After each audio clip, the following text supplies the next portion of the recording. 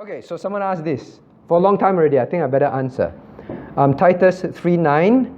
Okay, let's turn to Titus 3:9. Titus 3:9.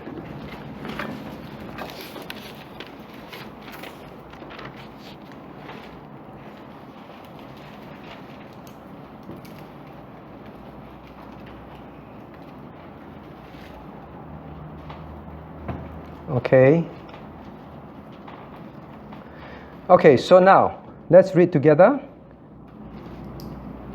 But avoid foolish questions and genealogies and contentions and strivings about the law, for they are unprofitable and vain.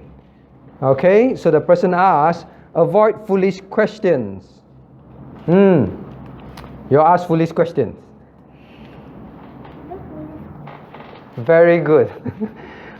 Samuel looked so stressed. He squinted and said, "There are no foolish questions." They are good questions.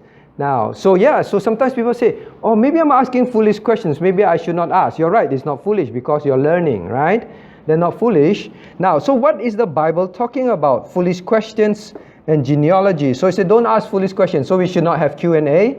No. Now, these people, they were always arguing, all right? They were always arguing. And they say foolish questions and genealogies. Now, what are genealogies? Who can answer? Anna. Genealogies. No? No one? Genealogies is about your family history. The genealogy means who are your grandparents and where they come from. Yes? Yes, very good. So, for example, Matthew chapter 1, there's a genealogy there of where Christ came from, right? You can trace Christ's line all the way back to David, all the way back, right? So that's called a genealogy. Okay? Now, your genealogy. So who is your daddy? Uncle Death, right? And then your daddy's grandfather. And so genealogy.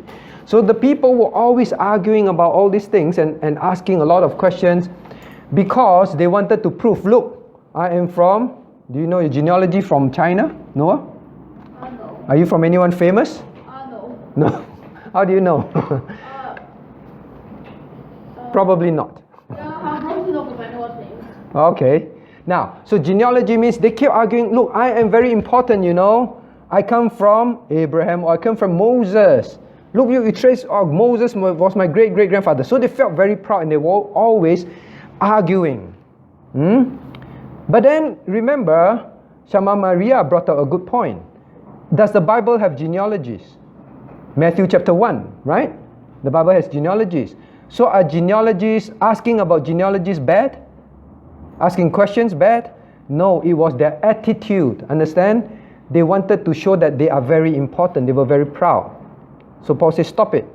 Okay? So even when you ask questions, do you ask questions to prove that you're very smart or to argue with God? If so, then stop it. Don't ask these foolish questions. All right? Some people purposely ask questions to try and make God look like a fool.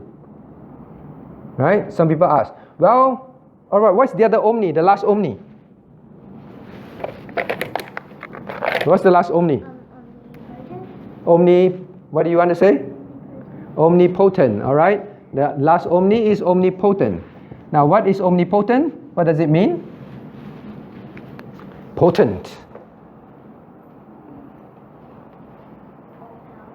All powerful. Samuel, what did you want to say?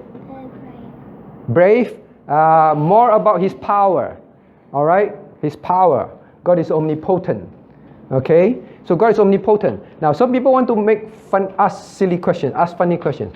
Well, if God is all powerful, God can do anything.